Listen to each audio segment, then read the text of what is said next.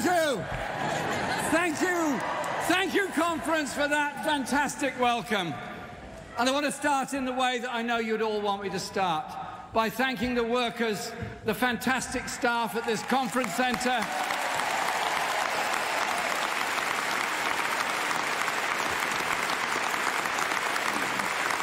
All those that work in the hotels and restaurants all across Liverpool. And a really big thank you to all the Labour Party staff who make this whole conference possible and run it so well. Thank you to all of them.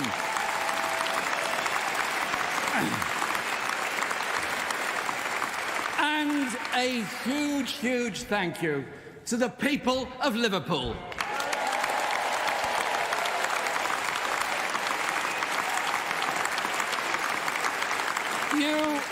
It is a fantastic city, and you've made us so welcome here this week, as you always do whenever we're in Liverpool. Thank you so much for the spirit and the humour of Liverpool.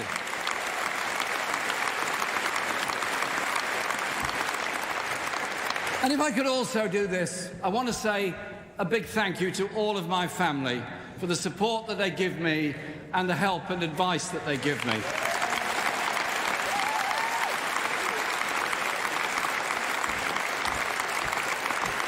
There is actually always a great deal of advice being given. But in particular, I would like to say a big thank you to my wife, Laura.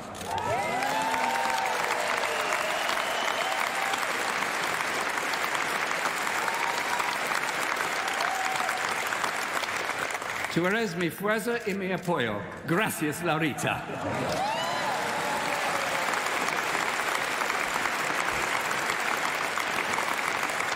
And congratulations to conference, to all of you, on what I think we can all agree on unanimously has been a great conference. A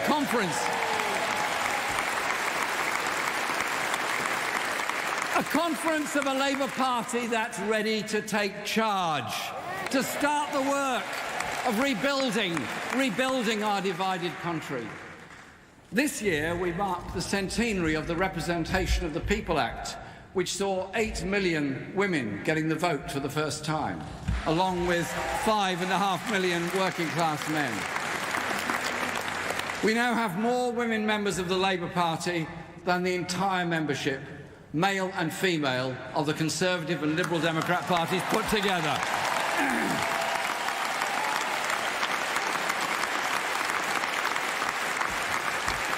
And we mark that centenary with Jenny Formby as our new General Secretary.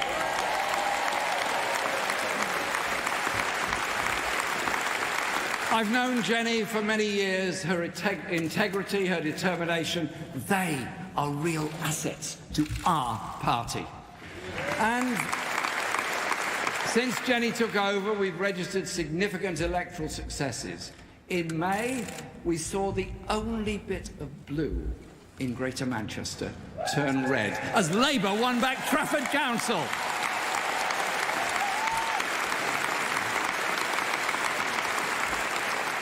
I know there's a bit of Liverpool-Manchester rivalry, I've just been told about it. And it can become a bit of a thing, so I'll just say this. There's not a single Conservative councillor on Merseyside either.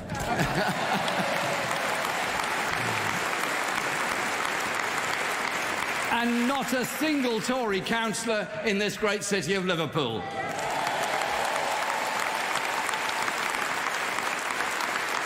And across the country, we built on the gains Labour made in the general election. In the South West, we won back Plymouth. Well done, Plymouth.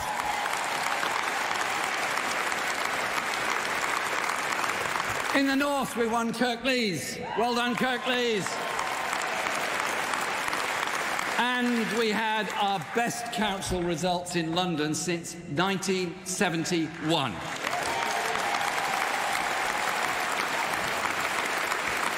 In Scotland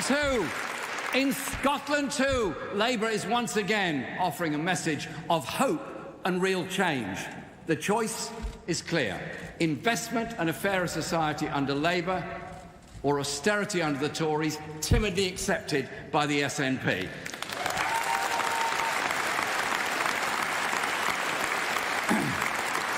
We've also been raising more money for our party, but not a penny of our funds came from a dodgy donor or a shady businessman's club.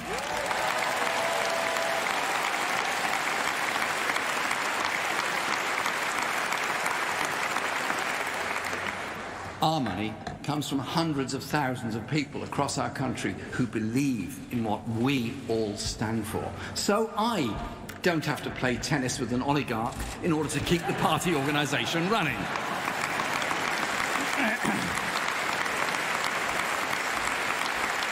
Because Labour trades in hope for the many, not favours for the few. Our mass membership is not just a source of funds, of course. That membership and our millions of affiliated trade union members are the voice of their workplaces and their communities. And with our new community organisers, we will anchor everything we do in people's day-to-day experiences. That is our strength. And together, we're going to change Britain.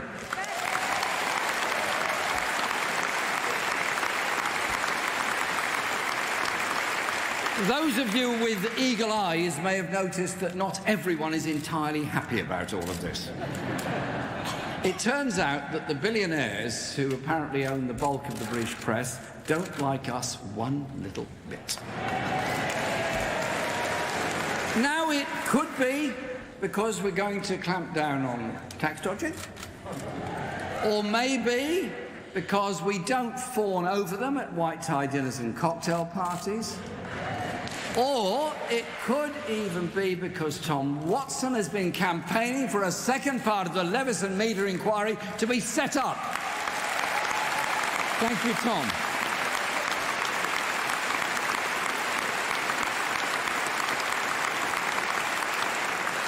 Something the last Prime Minister promised but failed to deliver. We must and we will protect the freedom of the press to challenge unaccountable power. Journalists from Turkey to Myanmar and Colombia are being imprisoned, harassed, and sometimes killed by authoritarian governments and powerful corporate interests, just for doing their job of trying to find out the truth of the oppression that happens in their societies. But here, the free press has far too often meant the freedom to spread lies and half-truths and to smear the powerless, not take on the powerful.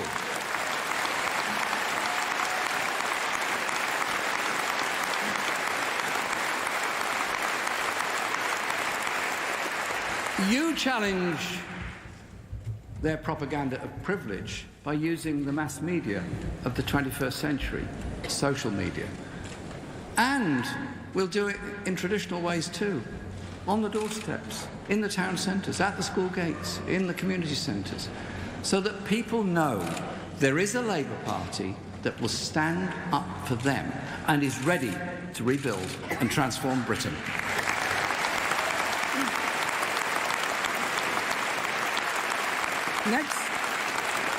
Next year marks the 200th anniversary of the Peterloo massacre, when 15 peaceful demonstrators were killed and hundreds injured on the streets of Manchester by troops sent in by the Tories to suppress the struggle for democratic rights.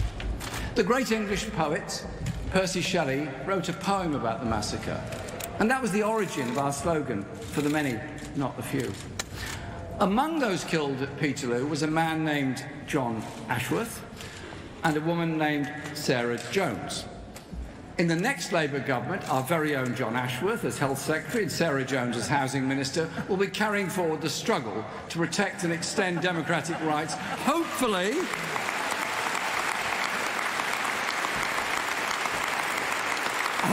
they won't become martyrs in the process. And we will honour the heroes of Peterloo by being true to their cause, with the Labour Party fighting for democracy and social justice against poverty and inequality and discrimination. And if we are to get the chance to put these values into practice in government, we're going to need unity to do it. Our movement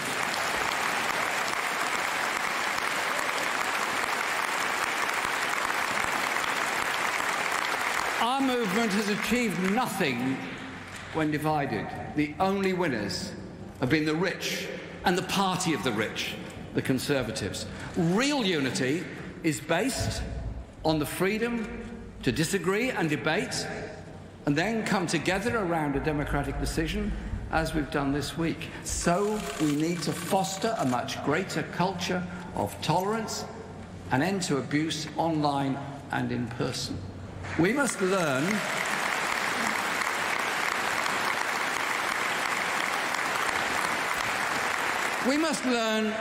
to listen a bit more and shout a bit less, to focus on what unites us, to accept losing a vote while maintaining the right to pick up the debate again. We are on a journey together, and we can only complete that journey together.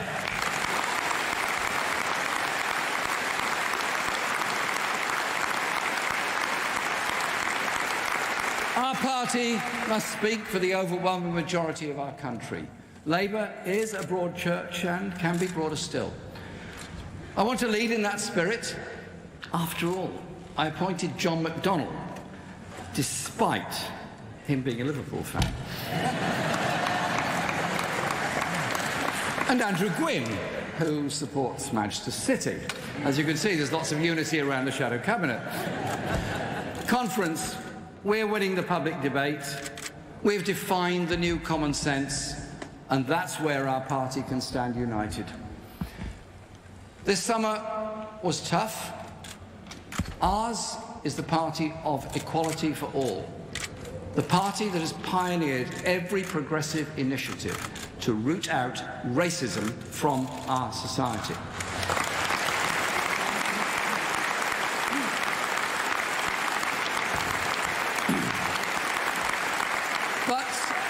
Conference, being anti-racist means we must listen to those communities suffering discrimination and abuse. I believe we're all stronger from listening and learning from each other.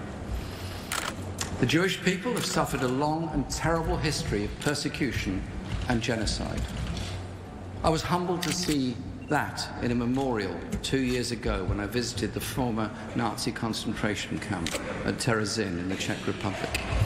The row over anti-Semitism has caused immense hurt and anxiety in the Jewish community and great dismay in the Labour Party. But I hope and believe we can work together to draw a line under it. I say this to all in the Jewish community. This party, this movement, will always be implacable campaigners against anti-Semitism and racism in all its forms. We are your ally.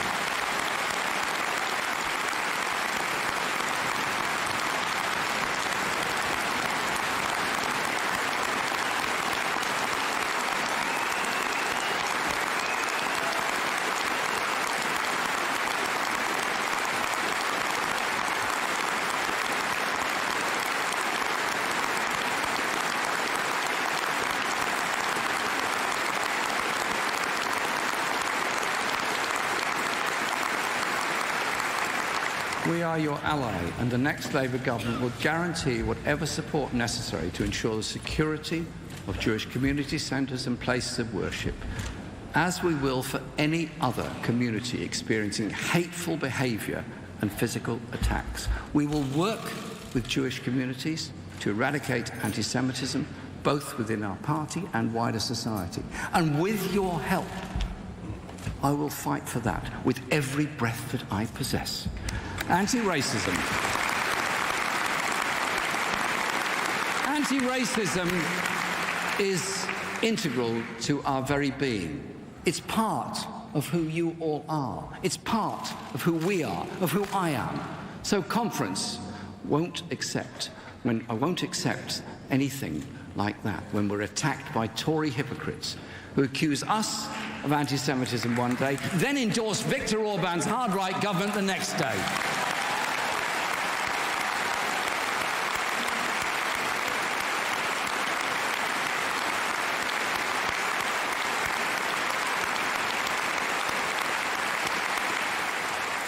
Or when they accuse others of racism while they work to create a hostile environment for all migrant communities.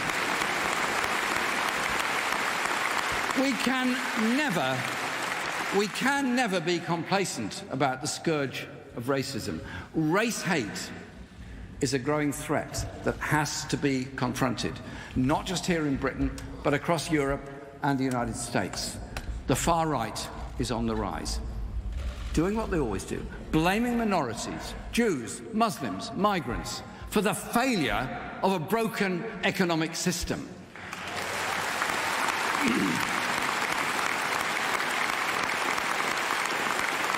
Its victims include the Windrush generation, who helped rebuild Britain after the war, and then were thrown under the bus by a government that reckoned there were votes to be had by pandering to prejudice. The hostile environment policies, shameful brainchild of the present Prime Minister, led to the scandal, and the scandal it is, of British citizens being deported, detained, and left destitute. This is a nasty, cynical politics that demeans our whole country.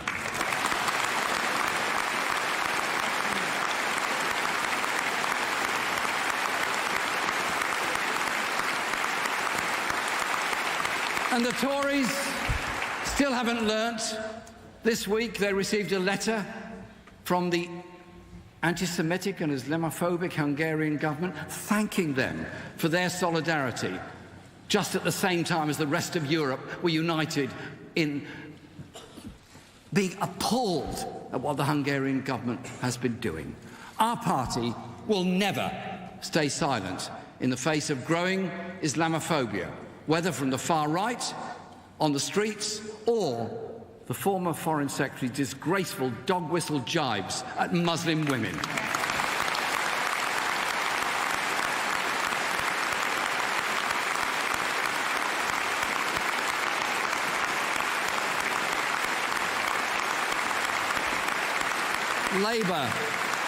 Labour will work to bring communities together.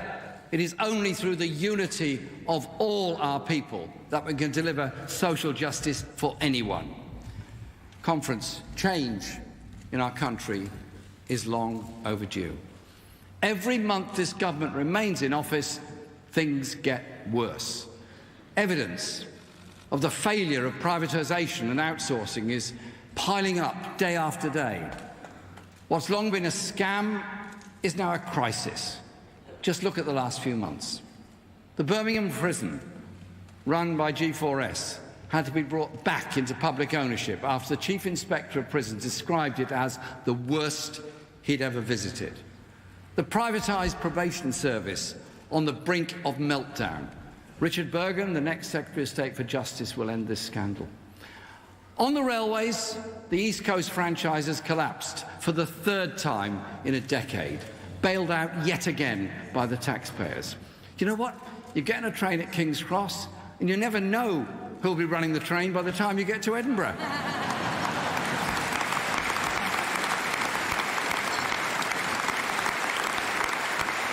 Andy MacDonald, our Transport Secretary, will end this shambles and bring about a serious, sensible transport policy.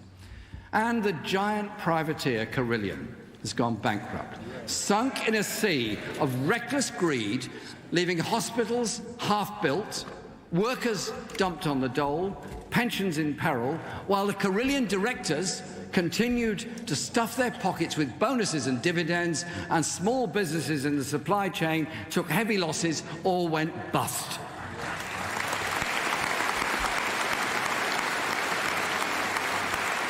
And speaking of bankruptcy, the Tories are now extending it into their own backyard. A Conservative government and Conservative local councillors have combined to push Northamptonshire over the edge, putting vital services to those who need and rely on them at risk. 8 years of destructive austerity and obsessive outsourcing have left either councils teetering on the precipice too, and this government must be held to account for their social vandalism they're carrying out across the country.